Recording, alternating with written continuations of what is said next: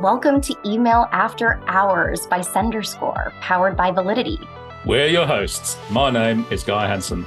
And I'm Danielle Gallant, and this is Email After Hours.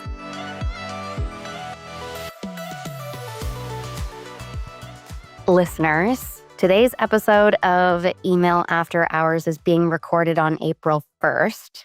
So as you may guess, we are going to talk about April Fool's Day. And personally, I live in fear of a prank. Guy pranked me before we started recording, and it just makes me feel crazy. But this wacky day presents real engagement opportunities for email marketers. Like April Fool's emails can entertain your audience and help strengthen relationships between a brand and its subscribers when it is done correctly. I think I know the answer to this after this morning, Guy, but what is your take on April Fool's Day in general? And tell me about how it started. You did some good research. Hey, everyone loves a good joke. But I think answering the serious part of your question, Danielle, how did April Fool's Day start? You know what? We're not entirely sure. I had to do a bit of reading on this, and it turns out that it possibly goes back even as far as ancient Rome. But the more modern April Fool's custom that we're familiar with probably came from France back in 1564 when King Charles IX decreed the new year would no longer begin on Easter, but rather on January the 1st. And because Easter was always dependent on the lunar cycle, and it was therefore a movable date, those who persisted in clinging on to the old date were April Fools. And then on top of that, the timing of the day is possibly also related to the vernal equinox, the spring equinox in the northern hemisphere, when people are often fooled by sudden changes in the weather. So there you go. There's your history lesson for today. Who knew? I love this bit of historical context. And in recent years, there have been a ton of really good pranks pulled by brands to celebrate and maybe create some buzz for themselves around April Fool's Day. And you've got a couple good examples for us. Will you tell us, Guy? Oh, yeah. I mean, my personal favorite from my neck of the woods here in the UK, it actually happened before my time, but it was really legendary. In 1957, BBC television ran a hoax, apparently showing the Swiss harvesting spaghetti from trees. And they claimed that the despised spaghetti weevil had been eradicated. And huge numbers of people contacted the BBC wanting to know how to cultivate their own spaghetti trees. So, I mean, that was a spectacularly successful prank. We often see April Fools in the newspapers and on the radio too. Another one I came across from your part of the world, Danielle. In 2008, CBC Radio in Canada interviewed a representative from the Royal Canadian Mint who broke the news of plans to replace the Canadian $5 bill with a $3 coin. And the coin was dubbed a threenie. And I believe that you'll understand the significance of that. I do. We've got the loony and the toonie, and I'm both ashamed and heartwarmed by the idea of a threenie. So obviously, brands leverage promotional channels for April Fool's Day, and that definitely includes the email channel. I remember, I think it was an email that went out by it was probably a beauty brand, where it was like, you can smell, like if you scratch the screen of your phone, you can actually smell the scent of whatever they were promoting, which I'm not going to confirm or deny whether I blinked a couple times, may or may not have tried it.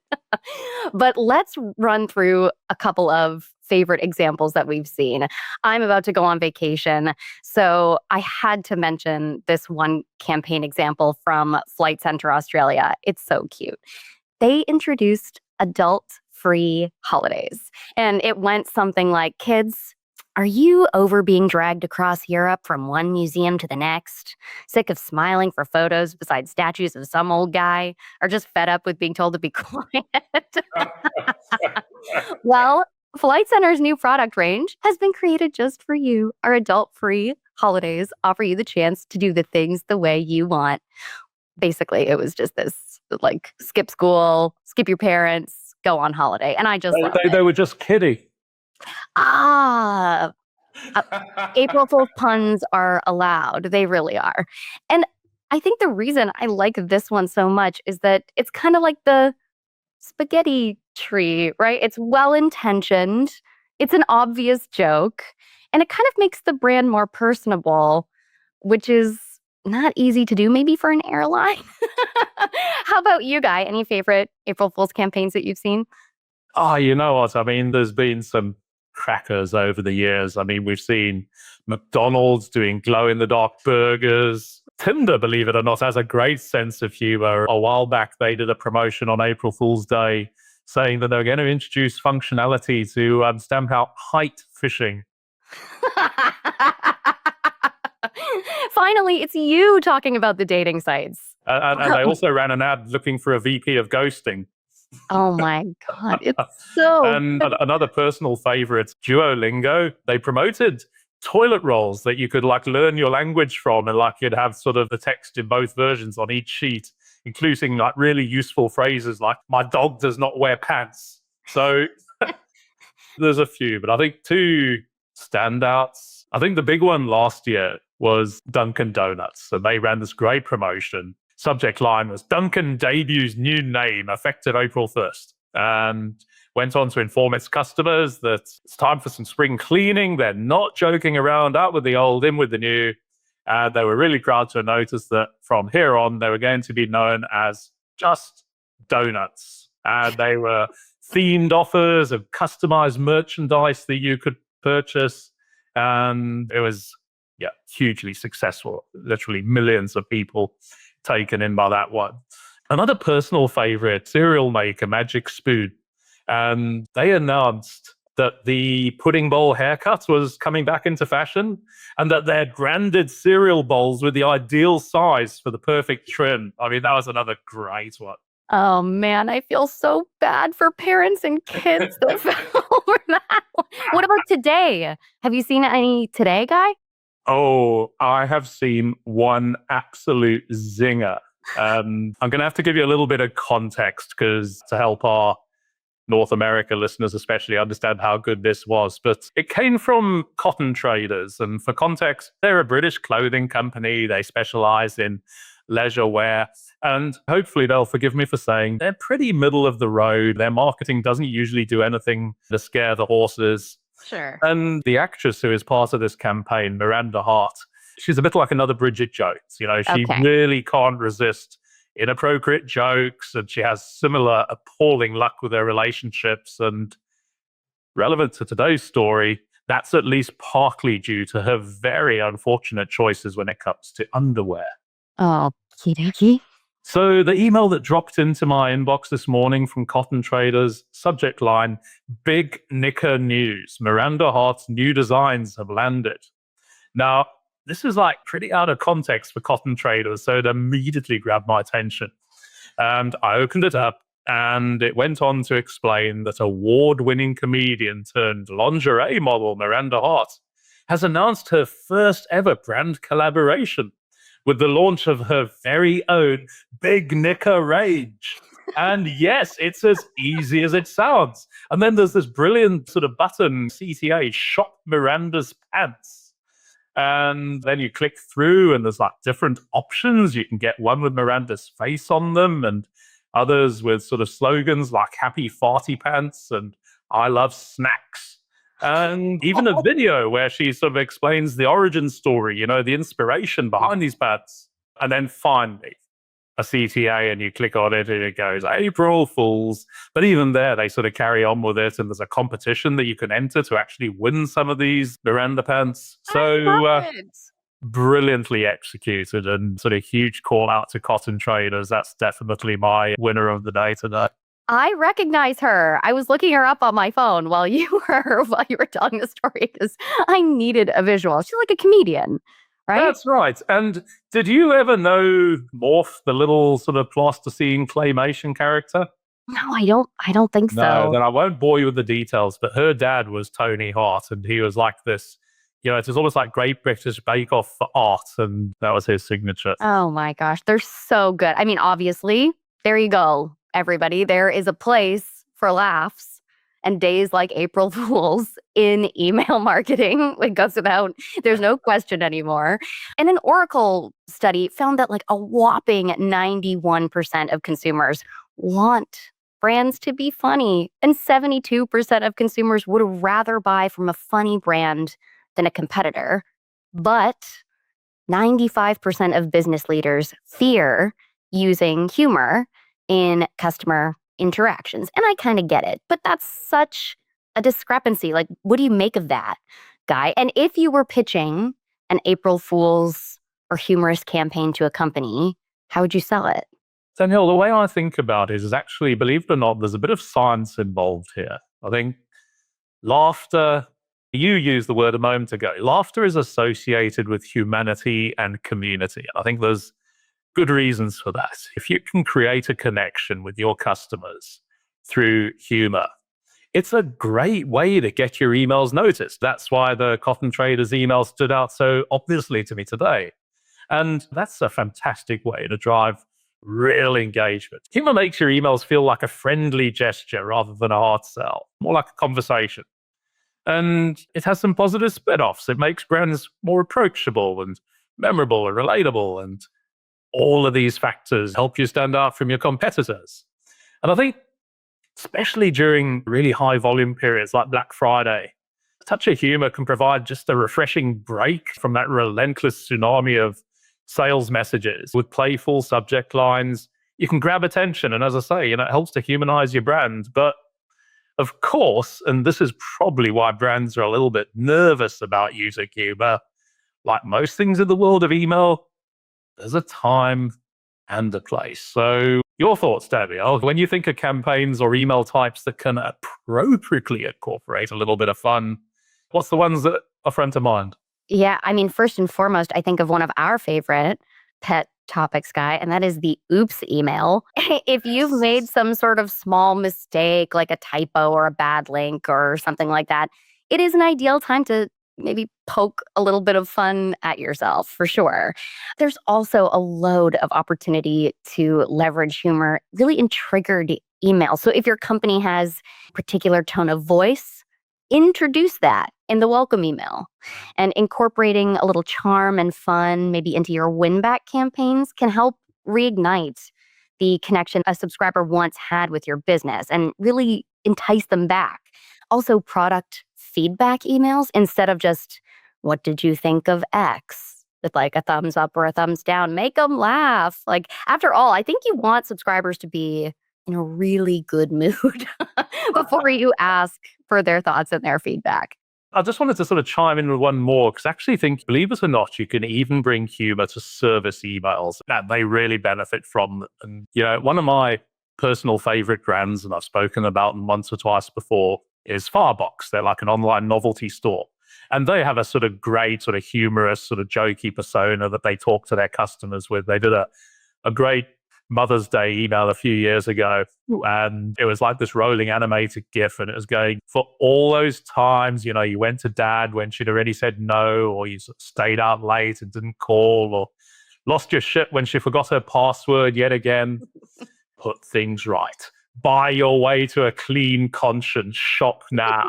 That's how they talk to their customers. But this feeds right through into their transactional emails as well. And the last time I bought something from them, you get this itemized email sort of telling you exactly what you're going to be getting from them.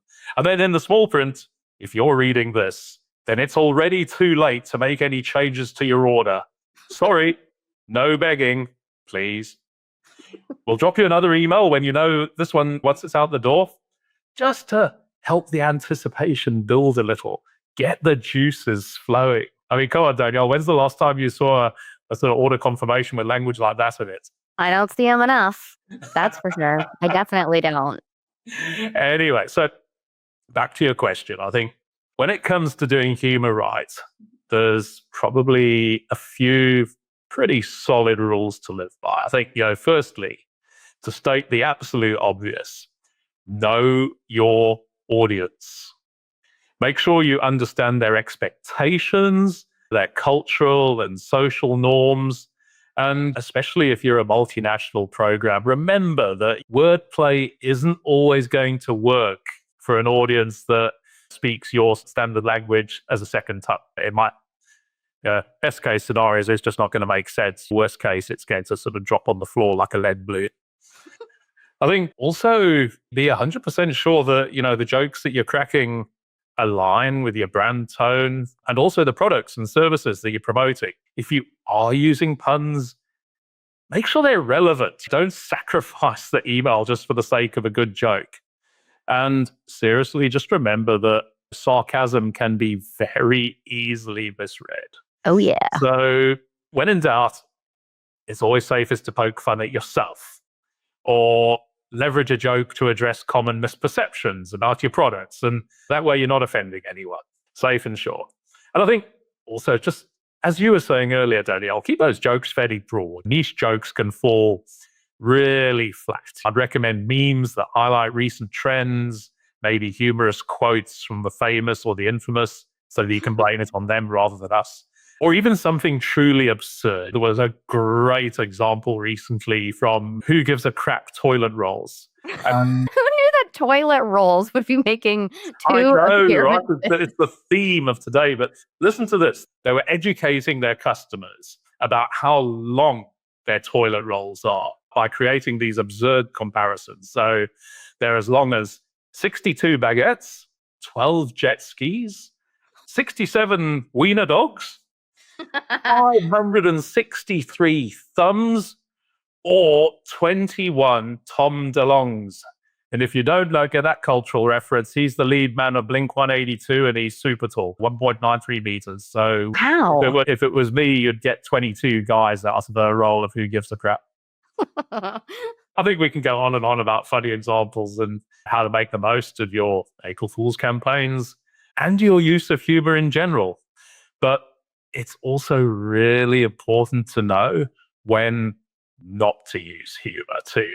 So, Danielle, your thoughts in terms of what marketers should consider to be absolute no-nos when it comes to being funny?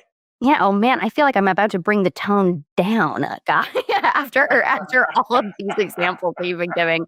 But yes, there are a couple of things to keep in mind for sure. Whether this is an April Fool's Day campaign or you're just trying to incorporate humor, certain sectors maybe shouldn't be sending an April Fool's Day campaign. Like, I don't need to hear a joke from my bank, for example.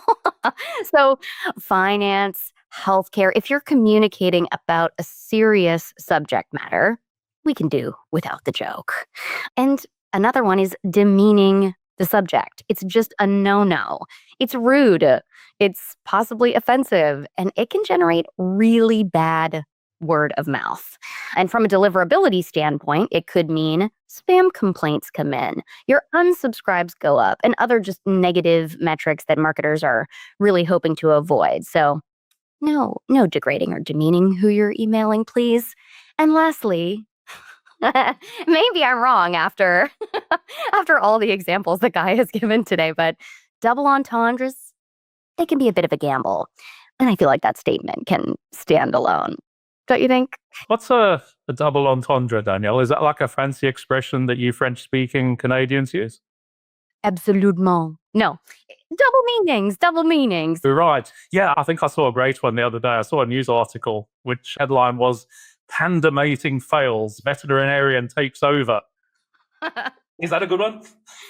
Wonderful guy. I don't know how it stacks up against the toilet paper stuff, but we're keeping it. And before we start to wrap up today's episode, I am craving yet another example. You've primed me for this, and I love it. Do you have a favorite, or maybe even a least favorite example of an April Fool's or a funny email that you want to share? I think a brand that I generally admire for their use of humor is Virgin Atlantic. It just aligns so beautifully with their whole persona, which is they are a little bit of a rebel, they are a little bit of the industry disruptor, and the way they speak to their customers is a little bit sort of cheeky and a little bit tongue-in-cheek. But even they surpassed themselves a while back when Virgin America, their American division, ran this really cheeky fare sale. And to promote multi-city trips, they were sending out emails with subject lines along the lines of, "Make it a threesome." San Francisco, Las Vegas, and you. And so, as I say, bold, a little rebellious, exactly the image that attracted the company's loyal customers to them in the first place. And 100% making their emails stand out in the inbox and enhancing the promotion rather than distracting from it. And back to our previous point, hands up, they did use a double entendre, but they were clearly confident they knew their audience well enough to get away with it. I stand corrected. Sometimes you can get away with it. And it makes sense. Honestly, Guy, never a dull moment recording with you. And thank you so much to everyone for listening. And just to mention that while we were obviously flying solo today, Danielle and I are always super proud of the guests who usually join us on Email After Hours.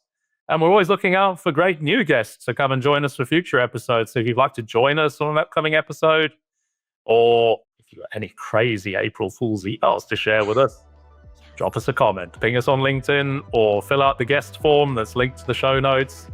Thanks for listening. We'll see you all again in 2 weeks' time. Bye for now. Be sure to tune in next time and hit subscribe so you don't miss any future episodes. And don't forget to visit senderscore.com for loads more great resources to help you become a stronger sender. To all you sleepless senders out there, thank you for joining us after hours, and see you next time.